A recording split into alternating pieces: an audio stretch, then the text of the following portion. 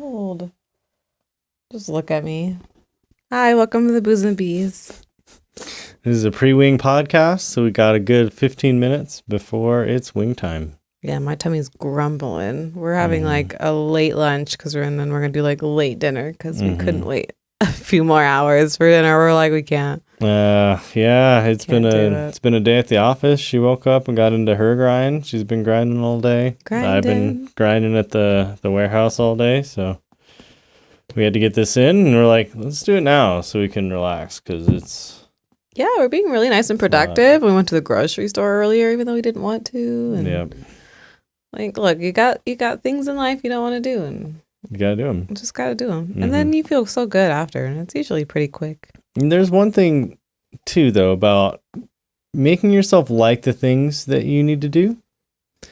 For instance, there's that one rat study where they had one rat could run on a wheel whenever it wanted to exercise, and the other rat was connected to the wheel, but it couldn't get off. So they both had the exact same amount of exercise because whenever the one wanted to run, the other one had to run. But the one that wanted to run got more fit and lived a better life. And so you'd expect, well, they both had the same amount of exercise. Wouldn't they have the same amount of muscle growth and health benefits? And it wasn't the case. When you're forced to do things or think you're forced to do things, you get worse results. So want to work out, want to get up early, want these things, and don't say you have to. And it's hard. It's a mind shift change that actually has physical changes in your body. Science says. Because there's still a lot of times where I really don't want to work out, but I just make myself. But I still don't want to. Yeah, and but it's I do it. Exactly. And doing it's better than not doing it. But getting to that state where you can say, I like to do this, and I get to do this, and I want to do this. Yeah, that mentality, the get to instead of got to, is really helping. Yeah, and it actually does give physical gains because your mind literally is in charge of what your body does. So crazy. That's crazy. Life. It's nuts. Yeah. Well, that's our show. It was a 2 minute. We're both in black. We didn't plan it. Back in black. Black again. Black again. We're still black. Tell a friend. You're canceled. You told your friends. Oh no. No. I got nothing left. What do we got? Oh, I'm trying just not to focus on my stomach growling. I mean, like the thing we were saying, like the forcing yourself to do stuff. I was trying to like relate it to, because how we were talking about the creating different kind of content, forcing myself to do that, and now it's nice. Like, there's one thing I noticed too about that switching content is there were times where like you don't want to do this, and you'd say, I do like this. I do like doing this, and it's like, from my perspective, I could see you like doing it more than what you previously did. But is that what really gave you passion? Because what really gave you passion was talking to your community and building that community. That's what you enjoyed doing. Modeling part. Yeah, but the modeling part, you didn't really enjoy. You just liked it more than the last. Right. I was like, I'm not going back to. Yeah. I was like, it's this or nothing. So you kind of convinced yourself that you liked it. I did. And that's something a lot of people out there might be struggling with, is they like this more than the alternative. And sometimes that can be enough. If I like my job more than I like starving, right. Sometimes you do just have to suffer through things in life, and that's okay. That is life. You don't just get, can I do the option with zero suffering? No. Please? You can't do that one. So what suffering are you going to endure? Am I going to suffer having to work out to get the six-pack, or suffer having the health benefits of being overweight in the back pain and the knee pain?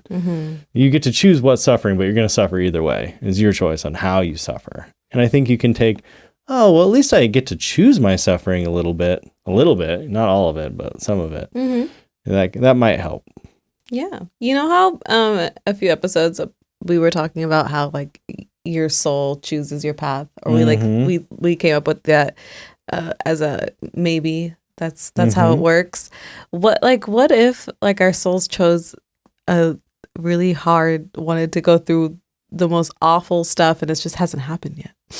Yeah, maybe that would suck. I was thinking that after episode. I was like, what if my soul's trying to go on a really difficult journey, but it's just building up all the good? I mean, I did have a difficult beginning. Let's just say that doesn't happen this time. I mean, I don't But know. let's say I don't know what my time- soul chose. Yeah. Can't tell me. Let's just say it doesn't enjoy the moment, though.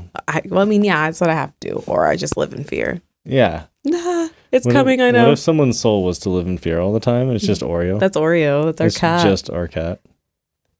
Some people are just destined for certain things. She's just destined to be scared Of everything for no reason at all the time. For nothing. I try really hard to not let it get to me too, because sometimes I'm like sad because she's just, the worst. not a normal cat. An awful cat. Not our fault. I rescued her when she was 4 and she was traumatized, but she tricked me. I didn't know she was a traumatized cat. She was cuddling all up on me in PetSmart, and then I brought her home, and then because whenever they didn't eat for a long time, they'd get cuddly. So the PetSmart people like starved her so they would love you for a minute, and then they tricked you. Please love me, please take me home, away from this place. And then it never came out again. But yeah, I just have to remember, like, she just has trauma. Like, I do. I get spooked by things. I jump at loud noises and sudden movements. So I try to remind myself, like, she's just a little anxious bean. Yeah. Nothing personal. I'll have my hand on her leg all the time, and I'll move for any reason, and we'll be like in bed watching any show, not scary. No. And she'll just be like, "Oh God, anything happened. This is the worst." It's kind of sad, but look, it's just me. I can't do anything about it. Yeah, that's what all it the is. trauma, just flinching all the time. Nah. Nah. Oh God. No. Not life. Again. Every day. Just like yesterday. Don't you hate when you wake up and you're just anxious about life? You're like, I just woke up. Just did it. Why am I don't know if you ever go through this, but Yeah, every day I have bills. It's awful news. Well, you're Every good at time. staying strong. They couldn't see, but just imagine the biggest bicep you've ever seen off screen. Just massive, big. That's basically. Yeah, I'm like Buff SpongeBob when he got the little arm inflatables and went to the beach. Just picture that. Nice. Yeah. And then he put like the glass on it, and it he got stuck. Yeah. You could be like Larry the Lobster. Yeah, because I'm hard. Buff and red, because you're white. Oh yeah. White I can people say are that red. because he says that all the time. Yeah, oh, white and I'm people white. are red. Yeah. Oh yeah, Anna. Oh yeah, I get to pull the W card. But you're not red. I'm not, but I'm Italian white. Look, anyone who does Photoshop or any kind of video processing understands how red white people are. Also makeup. Because toning, usually you tone with the redness and stuff. No idea. Now you know. Yeah. Get different tones to like even out your skin and the coloring. It's a lot. Mm-hmm. I don't know. I didn't notice color until I had little things that tell me what colors are colors. It's really hard. What? Did you hear? Because there's little graphs Did you on hear? programs that tell you like what color a color is. Oh, like, so like into the scientifically. programs. Okay. So it's like, oh, that's 240, or that's 121, or that's 40. Who decides this? Math, science, frequency. Yeah, there's Really? waves. Yeah, Ooh. they have a number is a color. I didn't know that. Yeah. I just thought someone decided. No, they didn't just like pick it. It's like there's. So someone decided the names of the colors. Yeah. Yeah. Like every language has different names for colors. Did you know that different countries, you can tell how advanced they are by how many different names for colors they have? Wow. So if you're a really primitive, We have a lot. yeah, which means we're pretty advanced because we've got like little nuanced tones of red. Yeah. Where most civilizations, when they started, they had like green, but it wouldn't matter if it was forest green or neon green or whatever. It was just green. And some would say red, but red would include oranges and yellows. Like when is red no longer red, it's an orange. You know, so at what stage is a color not that same color? And so if you go to different tribes, they might never have seen a certain color because they don't make it and they don't have pigments and they don't have computers or anything that can make any color. That's crazy. Yeah. It's crazy to me how you told me one time that there's like civilizations where they're like, they have no idea about Nothing anything else happening. There's a lot of them, actually. That's crazy. Surprising amount. Like it's not that crazy, like thinking about it, but it just baffles me that I never thought about it, I guess. And what also is an interesting part of that is you've got these societies that have lived for as long as we have, thousands and thousands of years. People have been alive, and they're doing just fine with wearing no clothing and having little bows made out of sticks and running through the jungles tackling wild pigs. They've been doing that for hundreds of thousands of years, and they're fine. Yeah. And it's just interesting to note that if we tried to go back to that as a society, we have too many people and it wouldn't work. Really? The only reason it works is because there's so few people, because they can't reproduce that easily, because you die easier and younger, because they don't have like health care. And it's pretty dangerous to be tackling pigs every day and climbing trees with no ropes, so you lose most of your kids. But your population's low enough to where you don't overhunt everything, because life is just harder. If you wanted to double, triple, quadruple their population, they wouldn't survive. They'd wipe everything out. Wow. So for us, when people say, why don't we go back to the old ways the Native Americans did it and did their hunting, I'm like, okay, well, picture there's 100,000 of these Native Americans in that same area. Now make it 1 million of them. Does them going out and hunting that buffalo sustainably help save 1 million people, 10 times the population? Probably not. Your practices that were sustainable and good worked then, they would not work now at all.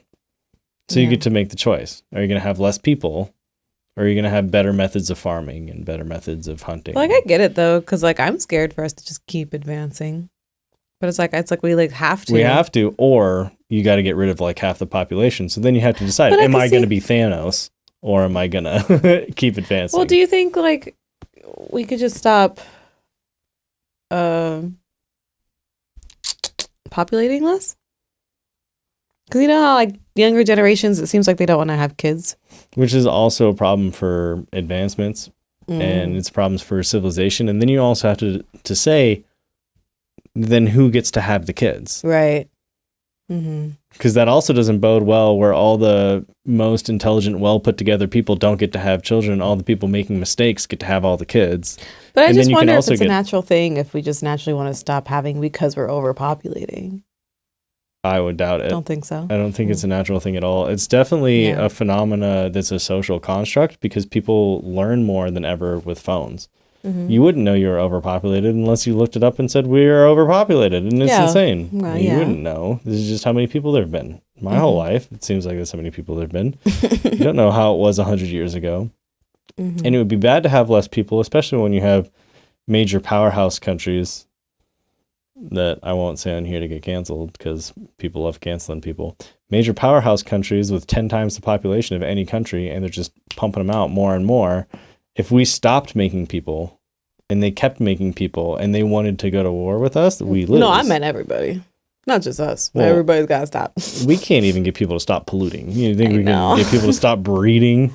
I'm just curious what's going to happen.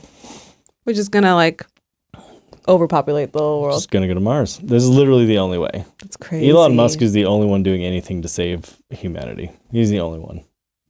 Nobody else cares, because we're all trying to get our act together. But it's crazy how there's not a weird balance. I mean, this probably just sounds really dumb.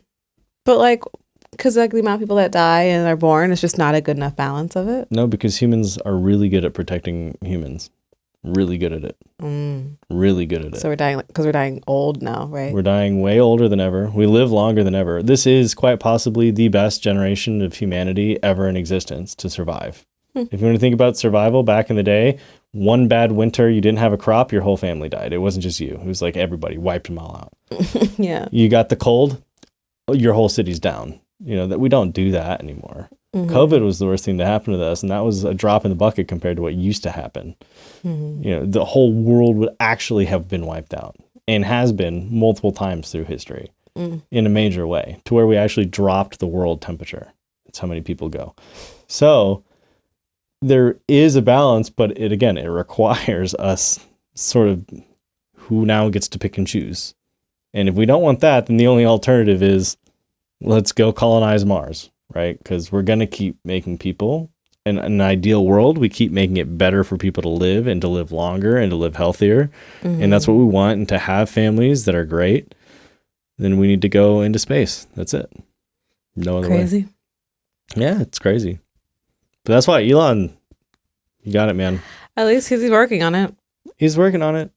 Somebody's got to. I hope the best. Me too. I mean, I won't be going, but.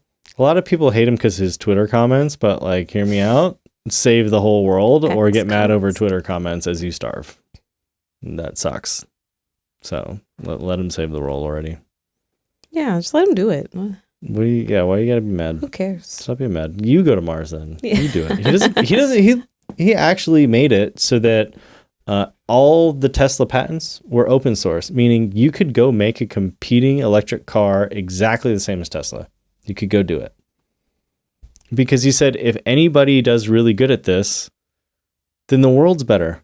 Even if I lose, the world's better. So everyone can have the patent. And how crazy is that? This guy's like, look, if you make it to Mars before me, good. Because now we know how to get there. Yeah, that's all he wants. He literally just wants to change the world. He's like, there's no amount of money I need. He could literally buy the world. He doesn't care. Right. I want to save the world. So if you beat me at doing it, good. Everyone's better off. But no one's going to beat him because he's the only one who cares that much. Everyone else is trying to make a buck.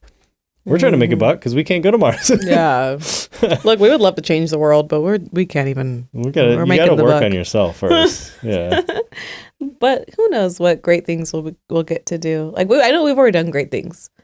We've already like changed people a couple in a positive people, way. A handful. Yeah. Well, even just entertainment or brightening somebody's day or anything, helping someone feel sillier or to be themselves. And even if they don't comment it or something, like, you never know.